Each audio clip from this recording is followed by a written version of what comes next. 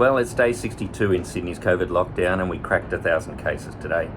Not really a good news story, but maybe I can take your mind off it for a moment. This is our 9th lockdown and the second last of the 1800s recipes that I'm going to do. Now, this was a society cocktail. They probably wouldn't have called it a cocktail. Made famous in the 1920s by Reggie Vanderbilt. He would have mixed it for his guests. It was apparently his favourite cocktail in his Fifth Avenue, New York mansion. 50 mils of high quality cognac. I've got the Hennessy VSOP out again. Creme de menthe. Now, I would have liked clear creme de menthe to make a much better looking cocktail. 20 mils of that, so 2/3 of a shot. Very hard to find, or increasingly hard to find, I should say, these days. Very popular in the 70s and 80s in Fluffy Ducks and other cocktails. Increasingly hard to find these days. Now, Reginald would have probably added some absinthe, a little bit, and probably technically a stirred cocktail, but he would have shaken it for his guests. Get it nice and cold. It's going to be an awful colour with that green creme de menthe. Crack that open.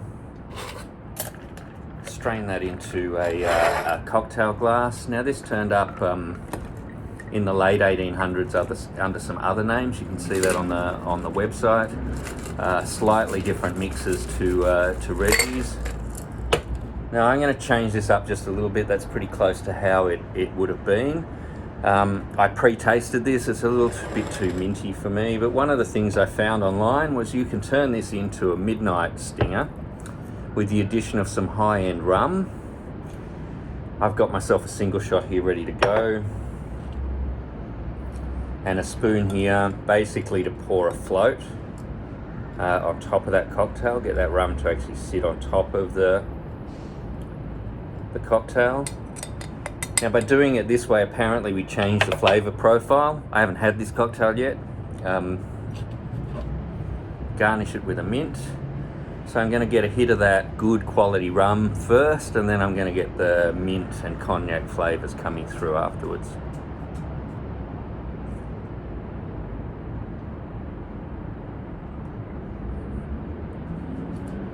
I think a midnight stinger is definitely an improvement. I think this is really something for mint aficionados though.